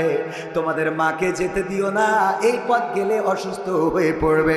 একজন মরণ পথের যাত্রী শহীদের ফাঁসির মঞ্চে উঠবে, সেই মানুষটা এত স্বাভাবিকভাবে কথা বলে কেমন করে? তার কারণ হলো তিনি বলেছেন ইন্না সলাতি ওয়া নুসুকি ওয়া মাহইয়ায়া ওয়া মামাতি লিল্লাহি রাব্বিল আলামিন। আল্লাহর কাছে সমর্পণ করে দিয়েছে। নিশ্চয় আমাদের নামাজ, আমাদের কুরবানি কিসের কুরবানি? আমাদের কুরবানি শুধুমাত্র গরু জবাই করে না, আমাদের কুরবানি শুধুমাত্র ছাগল জবাই করে না, আমাদের কুরবানি ওই একবার ঈদুল আজহার ঈদে 7টা শেয়ার নিয়ে একটা গরু জবাই করা নয়। আমাদের কুরবানি মাসে মাসে ইয়ানত দেয়, এটা আমাদের কুরবানি। মিছিলে যাওয়া এটা হায়াতের কুরবানি, আমরা সংগ্রামে মুখর থাকা এটাও কুরবানি। জেলখানায় যাওয়া, রিমান্ডে যাওয়া, কোরআনের পাখি 13টা বছর কারারুদ্ধ থেকেছেন, এটাও কুরবানি নাকি কুরবানি না? এটাও কুরবানি। আল্লাহ রাব্বুল আলামিনের কাছে আমরা বলেছি, ওগো আল্লাহ নিশ্চয় আমাদের সালাত, আমাদের কুরবানি, আমাদের জীবন, আমাদের মরণ সব আপনার জন্যে, সব বিশ্ব প্রতিপালকের জন্যে। সুতরাং যারা আমাদেরকে মারতে চাও, যারা আমাদেরকে পিটাতে চাও, যারা আমাদেরকে কারাগারে রাখতে চাও, যারা আমাদেরকে হত্যা করতে চাও, যারা আমাদেরকে দেশ ছাড়া করতে চাও, তোমাদের বলতে চাই যেই জীবন আল্লাহর কাছে বিক্রয় করে দিয়েছি। প্রথমে যে আয়াতটা পড়েছিলাম মনে আছে না নাই? আল্লাহ বললেন ইন্নাল্লাহা আশতারা মিনাল মুমিনিনা আনফুসাহুম ওয়া আমওয়ালাহুম বিআন্না লাহুমুল জান্নাহ। আমার আল্লাহ বললেন, ওগো আমার বান্দারা শুনে নাও, তোমরা যখন তোমাদের মাল, তোমাদের জান আমার রাস্তায় দিয়ে দিয়েছো, আমি তখনই তোমাদের কাছে আমার জান্নাতটা বিক্রয় করে দিয়েছি। বলেন সুবহানাল্লাহ। জান্নাতের চেয়ে উত্তম আর কোন গৃহ কি আছে? জান্নাতের চেয়ে উত্তম আর কোন আবাস কি আছে? জান্নাতের চেয়ে উত্তম আর কোনো ঘর নাই, আর কোনো কিছুই নাই। ওগো আমার ভাইয়েরা, আমার ভাইজানেরা, আমার মা বোনেরা, দুনিয়ার এই জীবন জিন্দেগির বিনিময়ে যদি আল্লাহ ক্ষমা করে দেন, আর যদি বলেন যাও আমার বান্দা, তোমার জাহান্নামটা দিলাম না, জান্নাতটা করে দিলাম, ওই জান্নাতে একটা ছোট্ট ঘর দিলেই এর থেকে বড় প্রাপ্তি আর আছে নাকি? আছে? সেই জান্নাতের জন্য আমাদের দৌড়ানোর দরকার আছে না নাই? দৌড়াতে রাজি কারা কারা? হাত দেখতে চাই। নারায়ে তাকবীর, লিল্লাহি তাকবীর। আল কোরআনের আলো, আল হাদিসের আলো, আমার নেতা তোমার নেতা। যদি আল্লাহর কাছে নিজেদেরকে সমর্পিত করেন, আল্লাহ রাব্বুল আলামিন অনেক জায়গায় আমাদের জানমাল দিতে বলেছেন। ইয়া আইয়ুহাল্লাযীনা আমানু হাল আদুল্লুকুম আলা তিজারাতিন তুনজিকুম মিন আযাবিন আলীম। ও ঈমানদারেরা, আমি কি তোমাদের এমন একটা ব্যবসার সন্ধান দিয়ে যাব যেই ব্যবসা করলে কঠিন জাহান্নামের আযাব থেকে বেঁচে যাবে? জাহান্নামের আযাব থেকে বেঁচে যাওয়া মানে জান্নাতে যাওয়া, ঠিক না? ঠিক। জাহান্নামের আযাব থেকে বাঁচা মানে কোথায় যাওয়া? জান্নাতে যাওয়া। আল্লাহ রাব্বুল আলামিন বললেন এমন একটা ব্যবসার সন্ধান দি যেই ব্যবসা করলে তোমরা জান্নাত পেয়ে যাবে। সেই ব্যবসাটা হলো তুমিনুনা বিল্লাহি ওয়া রাসূলিহি ওয়া তুজাহিদুনা ফি সাবিলিল্লাহি বিআমওয়ালিকুম ওয়া আনফুসিকুম যালিকুম খায়রুল লাকুম ইন কুনতুম তা'লামুন। আমার আল্লাহ বললেন আর সেই ব্যবসাটা শোনো। সেই ব্যবসাটা কি? আমি আল্লাহর প্রতি ঈমান আনতে হবে। তাইলে তোমরা ফিরে যাও। কেন ফিরে যাও? ও ফেরেশতারা শুনে নাও, আমি যে আল্লাহর প্রতি ঈমান এনেছি, সেই আল্লাহ বোবা নন, সেই আল্লাহ বধির নন, সেই আল্লাহ পঙ্গু নন, সেই আল্লাহ অক্ষম নন, সেই আল্লাহ এমন আল্লাহ, তোমরা আমার অবস্থা যা জানো তার থেকে আমার আল্লাহ আরো বেশি ভালো জানে। সুবহানাল্লাহ। তোমাদের থেকে আমার আল্লাহ আরো ভালো জানেন। সুতরাং তিনি যদি চান তাহলে হেফাজত করবেন, আর তিনি যদি না চান তাহলে তার জন্য আগুনে পুড়তে আপত্তি নাই। আল্লাহ রাব্বুল আলামিন সুন্দর করে আগুনকে বলে দিলেন, ইয়া নারু কুনি বারদাও ওয়া সালামান আলা ইব্রাহিম। ও আগুন, তুমি আমার ইব্রাহিমের জন্য ঠান্ডা আরামদায়ক হয়ে যাও। আল্লাহ রাব্বুল আলামিনের হুকুম যখন আগুন পেয়ে গেল, আগুন ঠান্ডা আরামদায়ক হয়ে গেল, আগুনের মধ্যে ফুলবাগান সিংহাসন হয়ে গেল। আর নমরুদ দেখে বলল, এই ডিজিএফআই এখানে আসো, এই এনএসআই এখানে আসো, এই র্যাব এখানে আসো, এই র্যাব প্রধান, বিমান বাহিনী প্রধান, সেনাবাহিনী প্রধান, স্থল বাহিনী প্রধান, আকাশ বাহিনী প্রধান, হেলিকপ্টার প্রধান, সব আসো। এসে বলল, 16 বছর ধরে তোমাদের খাওয়াইয়ে করলাম কি? কথা কয় না? 16 বছর ধরে তোমাদের খাওয়াইলাম, পড়াইলাম, সব বললাম সাফা সাফা করে ফেলো, তা পারো না কেন? তাইলে তোমাদের মধ্যে এত আমি তেল খরচ কেন করলাম, এত ডিজেল, এত গাছ, এত কাঠ, এত কিছু কেন পুড়ালাম? আমার লাভটা কি? এই 16 বছর পরে এসে যদি বাচ্চাদের কাছে আমার চেয়ার ছেড়ে দিতে হয়, তাইলে লাভটা কি? কথা বোঝেননি? একদম মিলাই নেন, সব জায়গায় যদি না মেলে আমার কাছ থেকে বুঝে নেবে। এমপিরা সব কোথায় গেল? মন্ত্রীরা সব কোথায় গেল? কোথায় কাদের কাকা? তাদের ছাড়া দেশটা এখন লাগে ফাঁকা ফাঁকা। পালাবো না, পালাবো না, প্রয়োজন হলে ফখরুলের বাসায় গিয়ে উঠবো। ঠাকুরগাঁওয়ে বাসা আছে না, জায়গা দেবে? পালাবে না, পালাবে না, যাই না তবু দেখা। পালাবে না, পালাবে না, যাই না তবু দেখা। তাদের ছাড়া দেশটা এখন লাগে ফাঁকা ফাঁকা, ওদের ছাড়া দেশটা এখন লাগে ফাঁকা ফাঁকা। আইন মন্ত্রী আটকে গেল আইনেরই ফাঁকে, দাড়ি ছাড়া দরবেশের ভণ্ড ভণ্ড লাগে। ঠিক না বেঠে? আইন মন্ত্রী আটকে গেল আইনেরই ফাঁকে, দাড়ি ছাড়া দরবেশের ভণ্ড ভণ্ড লাগে। শুনছি কত নেতা নেত্রী খাইতেছে ভাই ডান্ডা, বিচারপতি কালামানিকের ফাটিয়েছে আন্ডা। পলকের ঝলক গেল, পলকের ঝলক গেল থামিয়ে নেটের চাকা। তাদের ছাড়া দেশটা এখন লাগে ফাঁকা ফাঁকা, ওদের ছাড়া দেশটা এখন লাগে ফাঁকা ফাঁকা। কই গেল সেই সংসদেতে মমতাজের গান? কোথায় গেল হযরত বলা স্বামী মুসলমান? ঠিক না বেঠে? কই গেল সেই সংসদেতে মমতাজের গান? কোথায় গেল হযরত বলা স্বামী মুসলমান? ইনু মেনন্দি পুমনি আছে কারাগারে, বাপ করিলেও পাপ কখনো ছাড়ে কি আর তারে। কোথায় গেল স্পিকারের, কোথায় গেল স্পিকারের দৃষ্টি আঁকা বাঁকা? তাদের ছাড়া দেশটা এখন লাগে ফাঁকা ফাঁকা, ওদের ছাড়া দেশটা এখন লাগে ফাঁকা ফাঁকা। কোথায় গেল আরাফাত আর ব্যারিস্টার সুমন? কথা বলার সময় তারা করে নিয়োজন। মুরগি কবির খাইছে ধরা, জাফর কোথায় আছে? গোপনে কি সেও গেল মোদি দাদুর কাছে? কোথায় গেল সালামের, কোথায় গেল সালামের কাড়ি কাড়ি টাকা? তাদের ছাড়া দেশটা এখন লাগে ফাঁকা। লাগে না, লাগে না? আগে টেলিভিশন খুললে কেমন করে কুমড়া দিয়ে বেগুনি বানানো যায় এটা শিখতে পারতাম, কেমন করে কাঁচামরিচ শুকিয়ে রেখে বর্ষাকালে ভিজাইলে আবার জেতা হয়ে যায় সেটা জানতে পারতাম। তারপরে কেমন করে কাঁঠাল দিয়ে বার্গার বানাইতে হয় ওইটা বুঝেছিলাম। তারপরে গোশতের অভাব পূরণের জন্য কাঁঠাল কেমন করে কাজে লাগাইতে হয় তাও শিখলাম।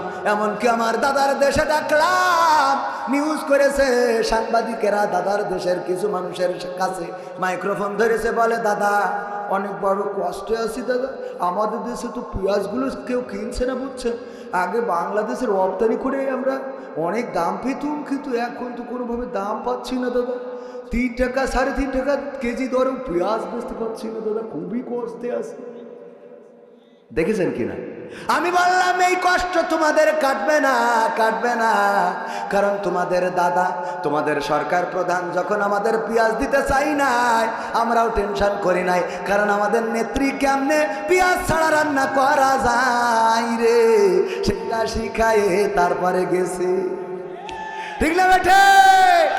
এখন তোমরা 3 টাকা 5 টাকা যা কেজি বেচতে চাও তাও বেচো, যদি আমাদের নেত্রীর তোমাদের দেশেও টেলিভিশনে আনো তাইলে কিন্তু ওই দামে আর বিক্রি হবে না, কারণ তোমাদের দেশেও শিখিয়ে দেবে কেমন করে পেঁয়াজ ছাড়া রান্না করতে হয়। ঠিক না বেঠে? ভাইয়ারা আমার, আল্লাহর জন্য নিবেদিত প্রাণ হতে রাজি আছি না নাই? মা বোনেরা পর্দার অন্তরালে রাজি? সবাই সবাই রাজি? আমিও রাজি। আমার ক্যামেরা পার্সন না, ক্যামেরা পার্সন তো আমার সহকারী, আমিও রাজি। হ্যাঁ, আমার এই যে ছাত্র শিবিরের জেলা সভাপতি সাবেক, এইসব সাথে থাকে সাথে। আল্লাহ কবুল করুন, বলেন আমিন। এইটা বোঝেননি? এটা বোঝেননি? একটু মানে আপনি যে মাল দেবেন, জান দেবেন, তো এর জন্য মাঝে মাঝে পরীক্ষা করতে হবে। তো পরীক্ষা আমি প্রথমে দিয়ে শুরু না করলি, বক্তাই দিল না, তা শুরু তারা দেবে? স্টেজে যারা আছে সবাই পকেটে হাত লাগান, তা না হলে ওরা আবার দেখি কবে ওরা দিচ্ছে না, তারপরে দেবো কেন? চেয়ারে বসে যদি না দেয় তার সামনে বসে দেবো কেন? হ্যাঁ হ্যাঁ, সবাই হাত ঝুকান। আশরাফ ভাই মাথা জাগলে হাত ঝুকান। হ্যাঁ হ্যাঁ, এত ফোন ধরলেও হাসছে না, এ হুজুর সে হুজুর না। যদি পরে দেখায় আবার কালেকশন করবে, রাস্তায় দাঁড় করে কালেকশন। একবার খালি দাওয়াত দেওয়া দরকার, 12 মাস কালেকশন করে দেবে, কিন্তু ডেট ফাঁকা নেই। মাশাআল্লাহ, এইটা বঙ্গবন্ধু নোট দেন। কাল সভাপতি ছিল। মাশাআল্লাহ মাশাআল্লাহ, দেখো দিন এরকম আপনাদের তো খোঁজ দিচ্ছেন। নারায়ে তাকবীর। গতকালকের সভাপতি ছিলেন জনাব আলহাজ মোহাম্মদ আফসার উদ্দিন সাহেব। ওনার মেয়ে অসুস্থ, 1000 টাকা দিয়েছেন অসুস্থতা থেকে, আল্লাহ যেন শেফায়া জেলা কামেলা দান করে দেয়। আর ভাগ্নে থাকে বিদেশে, বিদেশ থেকে 2000 টাকার 2 কান বঙ্গবন্ধুর ক্যাকের নোট দান করলো। আল্লাহ দানকে কবুল করে নাও, নেখায়া দিয়ে দাও, মনের স্বপ্ন পুরা করে দাও, আপনজনদের কবুল করে নাও। ওগো আল্লাহ, তুমি দয়া করে যে অসুস্থ আছে সুস্থতা দান করে দাও। আমি 500 টাকা দিলাম, আল্লাহ তুমি আমার বোর হায়াত বানাই দাও, আমার যা হয় হোক। আপনি 500, আপনি 500 দিলে হয়, আর 500 দিন কি করেন? আপনি মাহফিল পরিচালনা করেন, 500 দিলে হয়? মাইক ভাড়া করতে কয় টাকা লেগেছে আপনি জানেন? হ্যাঁ, এটা মাহফিল আয়োজন করতে কয় টাকা খরচ হয় আপনার ধারণা আছে? 500 টাকা দিচ্ছেন আপনি। মানে আব্বার শাসন করতেছে, বলছে আমি কাজ চাইলে তুই জানিস না, বাপের শাসন করি, বোঝেননি? বাপের হুমকি দিচ্ছে, চাইলে বলছে আমি কাজ চাইলে তুই জানিস না। কার বিরুদ্ধে কথা বলছিস? তো আমি সেরাম হয়ে গেল না? বলছে তুমি বেশি জানো আমার থেকে। কত দিয়েছি? 500 দিয়েছি। হ্যাঁ, কত দিস দেখেন? 1000 দেন। আমি এদিকে ওয়াজ করতে দিই 500 গেছ। ঠিক আছে, নারায়ে তাকবীর। আমার জনাব আশরাফ ভাই, আশরাফুল আলম, আশরাফুল মাখলুকাত 1000 টাকা দিলেন। আল্লাহ দানকে কবুল করে নাও, নেখায়া দিয়ে দাও, মনের স্বপ্ন পুরা করে দাও। তারপরে হাত লাগান, স্টেজ থেকে শুরু, সামনে যারা আছেন 500, 1000, 2000, 3000, 5000, যে যা পারেন তাড়াতাড়ি। আমার আর এক জায়গায় আবার বায়না নিয়ে রেজিস্ট্রেশন চাইতে হবে। তা বাইরে আমি একটু নিজের এলাকা সরল মনে কথা বললে অসুবিধা আছে। অন্য জায়গাতেই স্টাইল করি কথা বলবো, যে সবাই বসেন ঠেক কেনে বলেন, কিন্তু এখানে তো এটা দরকার নেই। এ তো নিজের এলাকা, এত ভাব মেরি লাভ আছে কোন? এত ভাবের কি আছে? আমি জীবন কাছে মানুষ, যশোর প্রোগ্রাম আছে। হ্যাঁ, এই নে তো, এই জন্য ভাবের করে দরকার, খালি টাকা দেন।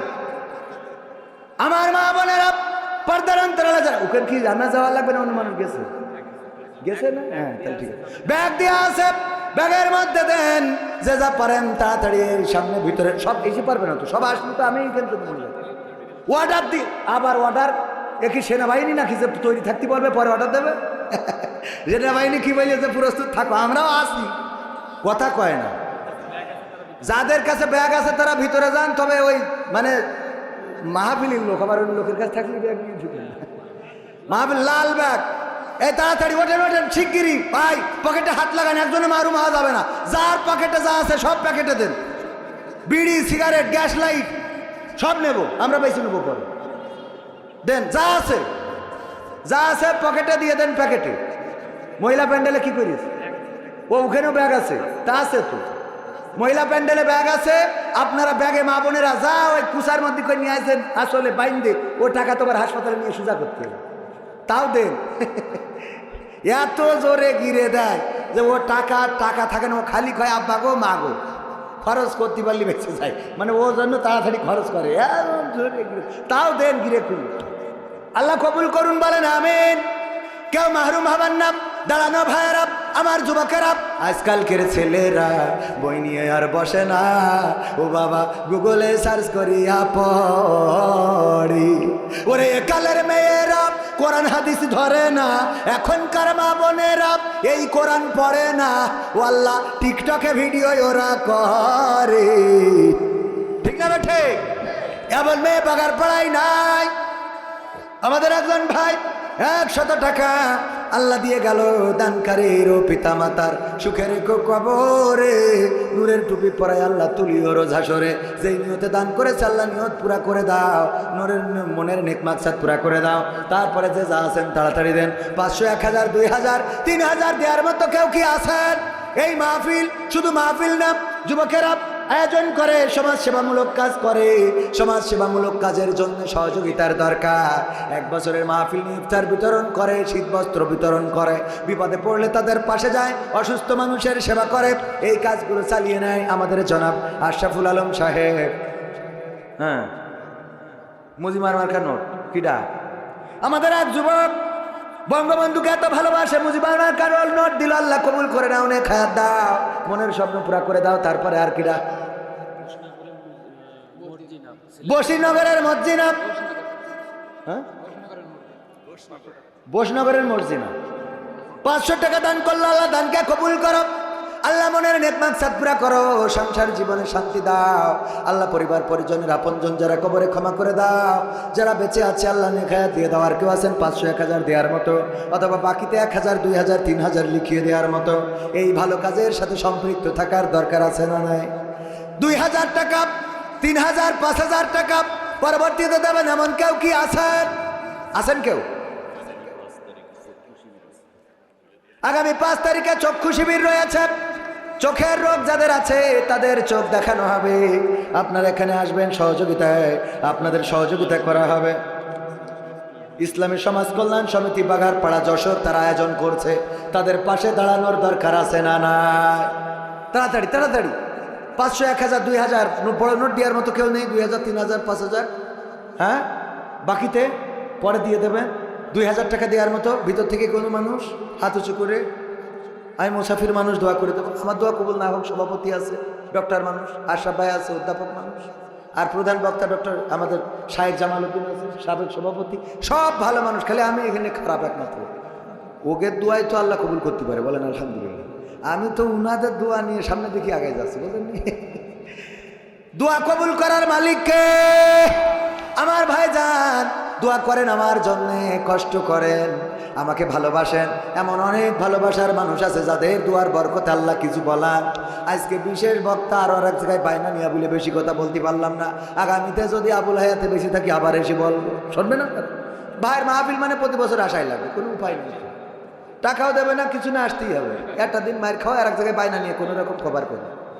তাড়াতাড়ি একটু দেন 2000 দেওয়ার মতো।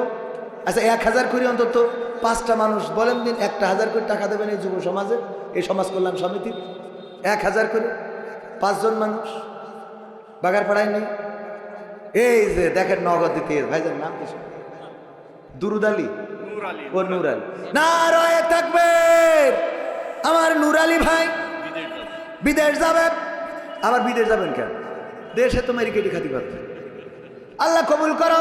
নূর আলী ভাই বিদেশ যাবে, আল্লাহ তুমি মুসিবত মুক্ত রেখে নিয়ে যেও, আয় রুজিতে বারাকা দান করে দিও, পরিবারকে হেফাজত করো, যাতায়াতের পথটা সহজ করে দাও, বলেন আমি। পাইকগাছার নূর আলী, পাইকগাছা আমার দাওয়াত আসতো মাহফিলে যাবো। নূর ইসলাম পাইকগাছার, আর আগে দেশের নূর কি জানো, আগে দেশের নূর আলী, নূর আলী আর এটা নূর ইসলাম, নুরির সাথে মিল আছে, নুরি মিল আছে। আল্লাহ দানকে কবুল করে নাও, মনের নেক মাকসাদ পুরা করে দাও। 5 জন চাইলাম, 2 জন নগদ দিল, আর 3 জন অন্তত নগদ না দেন, বাকিতে দেন 5 জন 1000 করে দেখি একটু হাত উঁচু করা যাবে না? মাত্র 3 জন। আমি জানি বাগারপাড়ারা মাহরুম করবেন, এটা আমি মনে করি। কি ডাব? জহুরন, রাধানগর বাড়ি। অসুস্থ মানুষ, আল্লাহ 500 টাকা দিল সুস্থতার জন্য। দানকে কবুল করে নাও, নেখায়াত দাও। আল্লাহ শারীরিক সুস্থতা দান করে দাও, শেফায়ে আজলা কামেলা দান করে দাও, বলেন আমিন। তারপরে 3 জন দেবেন না? 3 জন পাওয়া যাবে না? বাকিতে নেই। আমি তো যে জায়গায় হাত বাড়াই আল্লাহ একটা বরকত ঢেলে দেয়। মানে আমার তো প্রবাসীদেরও গান ওই শাহেখ জামালউদ্দিন শোনাবেন ভাইজান। তা ওই করেন, আমি টাকা তুলি, ওটা গান আর একজন শুনবেন। তা 3,000 টাকা শুনি। বাবা রে, অন্তত 3,000 টাকা একটু দেন দেখি। গান তো গাইছি বাবা, 3,000 টাকা দেওয়ার মতো আল্লাহর ওলি নেই। 1,000 করে 3 জন। আমি বিশ্বাস করি যে আপনারা দেবেন, আমি মারুম হয়ে যাব। আরেক জায়গায় যাই আমার ক্ষতি হবেন, চাইছি তা দিন। এটা তো ঠিক। 3,000 টাকা 3 জন মানুষ, মাত্র 1,000 করে। খাতায় একজনেরও নাম লিখতে পারি না, অন্তত খাতায় একটা নাম লিখে তো কলম নিয়ে বসে রয়েছে, এটা ফেরত দেবো আমরা। 1,000 টাকা হবে না? সত্যি সত্যি দেবেন না? এটা গতবার এসে কিরানা 30,000 টাকা দিয়েছিল। তো ও থেকে এর থেকে তো আওয়ামী লীগ ভালো ছিল। আওয়ামী লীগের নেতা 30,000 টাকা দিয়েছে গতবার ডাইরেক্ট। আর এখানে এত নেতা বিএনপি আর জামাতে 3,000 টাকা দিতে, তোগের ক্ষমতায় যাইতে হবে কেন? হ্যাঁ, এ কি সহ্য না করি পারা যায়? হ্যাঁ, সে মারা হোক তা তো দেশে। এই জন্য তো কুমাই দিলাম, মারা টাকা 30,000, তোকে পারা টাকা 1,000 দে। এই 3 জন বিএনপির লোক নেই, তাহলে আওয়ামী লীগের লোক 3 জন দাঁড়াও দিন, কেউ মারবে না, আমি আছি দায়িত্ব নিলাম। আওয়ামী লীগের লোক 3 জন দাও, আমি নৌকার পক্ষে ভোট করে দিয়ে দেবো। তাও 3,000 টাকা না নিয়ে যাবে না, সিয়াস ছাড়বো না, তাতে ক্ষমতা থাকে থাক, না থাকে যাক। 3,000 টাকা দাঁড়ান দিন। কোন আল্লাহর বান্দা আছেন? আজ একজনের সাক্ষাৎকার নিলাম, বলছি তুমি কোন দল করো? তা বলছে আমি হইলো ধানের শেষ করি। আমি বলছি এই দলের নেত্রী কিনা? তা বলছে শেখ হাসিনা। ও ধানের শেষ করে, শেখ হাসিনা নেত্রী। ওই যে একজন বোঝা গেল, যাক আলহামদুলিল্লাহ। নাম কি শুনে? ওবায়দুল কাদের, আনসার আলী। নারায়ে তাকবীর। আনসার আলী নাম ঠিকানা জানেন কি না? ঘোষনগর। আল্লাহ আনসার আলী আওয়ামী লীগ করেন তো ভাই? যা করেন করেন, জামাত করেন, আওয়ামী লীগ করেন, অসুবিধা নেই। যে দল করেন আল্লাহ সেই দলে ভালো রাখবো, বলেন আমিন। 1,000 টাকা দিল, দানকে কবুল করে নাও, নেখায়াত দিয়ে দাও। আর 2 জন বাকি, আমি 2 জন না পাবো তো সিয়াস হবে। আর 2 জন দেখি কোন আল্লাহর বান্দা। এইসো শোনো, নাম বলতে হবে না, আমলিকির পোস্ট করতে থাক, নাম বলে আর মারতে পারে। নারায়ে তাকবীর। নাম বলেন। আমার একজন ভাই 1,000 টাকা দিলেন, আল্লাহ দানকে কবুল করে নাও। যুবক মানুষ, মনের নেক মাকসাদ পুরা করে দাও। নিসার আলী, সব ঘোষনগরের লোক দেখছে। আনসারের ভাই, আরিফ ভাই। নারায়ে তাকবীর। আমার আনসার ভাই, আরিফ ভাইয়ের ভাই, আনসার ভাই 1,000 টাকা। তাইলে 2 জন হলো। আল্লাহ দানকে কবুল করে নেখায়াত দাও। রাধানগরের একজন মা 500 টাকা দিয়েছে, কবুল করে নাও। ছেলের জন্য দোয়া চেয়েছে। আর একজন বাকি, 3 জন নগদ দিয়া। তো আমি খাতায় 3 জন চাইছি, আর 2 জন বাকি। না, আর একজন বাকি, আর একজন তাড়াতাড়ি করো। সেতুর মা, সেতুর জন্য দোয়া করতে হবে। ও আল্লাহ, সেতুর মা 500 টাকা দিল, সেতুর জন্য দোয়া চাইলো। আল্লাহ দানকে কবুল করো, সেতুর সুস্থতা দান করো। আর একজন আমি জানি আমি মারুম হবো না, জীবনে চাইছি মারুম। ঘোষনগরের আনসারের ভাই বিল্লাল ভাই। বিল্লাল ভাই,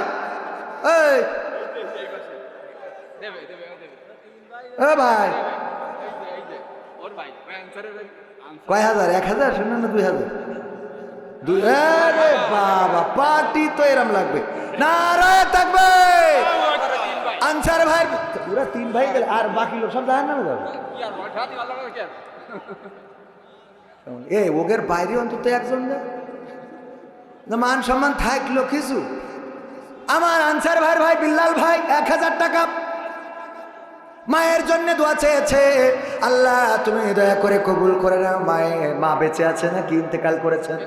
ইন্তেকাল করেছে। আল্লাহ কবরটারে জান্নাতের বাগান বানাও। ও আল্লাহ জান্নাতের সিঁড়িতে সাক্ষাৎ করাই দিও, বলেন আমি।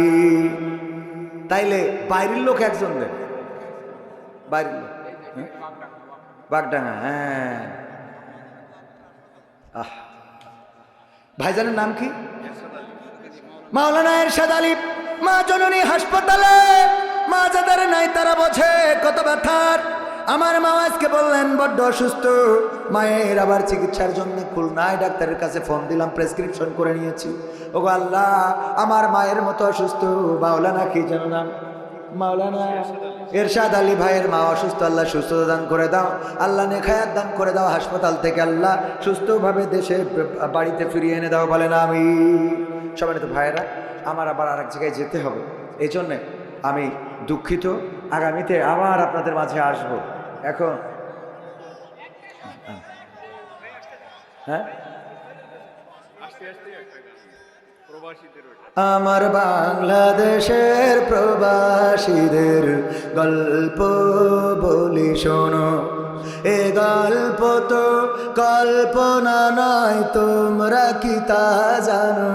ও ভাই, এ গল্প তো কল্পনা নয়, তোমরা কি তা জানো? আমার বাংলাদেশের প্রবাসীদের গল্প বলি শোনো। পল্লী গায়ের দুরন্ত ছেলে বাপে ডাকে খোকা, হঠাৎ করে ঢুকলো মাথায় বিদেশ যাওয়ার পোকা। রোগে শোকে ক্লান্ত পিতা, খাটার নাই উপায়। বেকার ছেলের এমন কথায় বাবাও দিল সাই। ক্ষেতের জমি হালের গরু বিক্রয় করে দিয়ে বাকি টাকা করলো পূরণ মায়ের গহনা নিয়ে। অনেক আশা বুকে বেঁধে ছাড়লো যখন বাড়ি, সে যে কি বেদনা বিধুর ছিড়ল যেন নারী। মায়ে কান্দে, ভাইয়ে কান্দে, কান্দে আপন জন। চোখের জলে বুক ভেসে যায়, শব্দ করে মন। এমন মানুষ কোন সেজনা, এমন মানুষ কোন সেজনা, তোমরা কি তা জানো? আমার বাঘার পাড়ার প্রবাসীদের গল্প বলি শোনো। আমার বাগডাঙ্গার ওই প্রবাসীদের গল্প বলি শোনো। বিমানেতে বসে খোকা জানালারি পাশে, নীল আকাশে তাকিয়ে দেখে মায়ের ছবি ভাসি। আঁচল দিয়ে চোখ মুছে মা প্রভুকে যে বলে, আল্লাহ তুমি ভালো রেখো আমার কোলের ছিলি। খোকা যে ছিল মা জননীর কোলে জারি বোটা, ভাবতে সব চোখ ভিজে জল পড়লো ফোটা ফোটা। এমন মানুষ কোন সেজনা, এমন মানুষ কোন সেজনা, তোমরা কি তা জানো?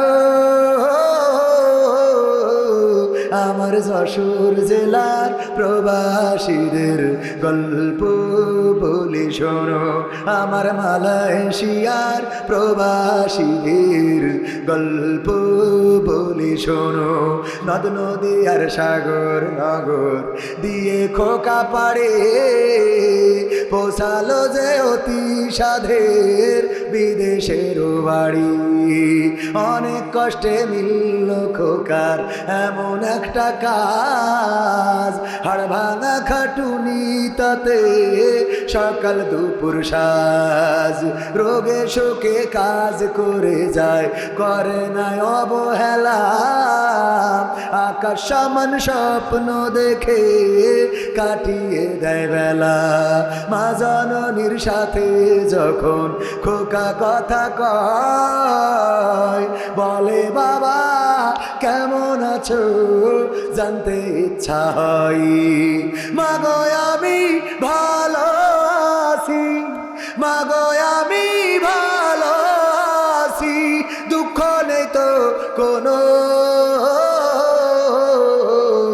আমার সৌদি আরবের প্রবাসীদের গল্প বলি শোনো, আমার আবু ধাবির প্রবাসীদের গল্প বলি শোনো। হঠাৎ করে বাবা বলে টাকার যে দরকার, তোর মায়েরই বড় অসুখ দেখাবো ডাক্তার। চিন্তায় আমার বাড়ছে আবার তোর বোনেরই নিয়ে, দিনে দিনে হচ্ছে বড় দিতে হবে বিয়ে। তোর ভাইয়েরই লেখা পড়ার খরচ বেড়ে গেছে, দরকার এখন অনেক টাকার, তোর কাছে কি আছে? পাইনি বেতন এখনো খোকা, পকেটটা যে ফাঁকা, তবুও বলে ভেবো না বাবা দেবো আমি টাকা। এমন মানুষ কোন সে জনাব, এমন মানুষ কোন সে জনাব, তোমরা কি তা জানো? আমার বাগার পাড়ার প্রবাসীদের গল্প বলি শোনো, আমার বাগডাঙ্গার ওই প্রবাসীদের গল্প বলি শোনো। দিন মাস গুনে খোকা এখন পোষালো বছরে, করতে হয় কাজ এখন যে তার 10 তলার উপরে। হঠাৎ করে কি হতে কি যেন হয়ে গেল, 10 তলারই উপর থেকে খোকা পড়ে গেল। আকাশ সমান স্বপ্নগুলো আকাশে গেল উড়ে, দেহ থেকে প্রাণ পাখিটা গেল যে ভাই ছিড়ি। বন্ধুরা যে সে দেখি রক্তে তরতর, নিথর দেহ পড়ে আছে জমিনের উপর। এমন মানুষ কোন সে জনাব, এমন মানুষ কোন সে জনাব, তোমরা কি তা জানো? আমার বাগার পাড়ার প্রবাসীদের গল্প বলি শোনো, পাঠাতে হবে লাশটা দেশে, আপন তো কেউ নাই, বন্ধুরা সব মিলে মিশে করলো এই কাজটাই। শুনে এ খবর মা জননীর সে কি আহাজারে, তার কান্দনে আকাশ বাতাস হচ্ছে যে ভাই ভারী।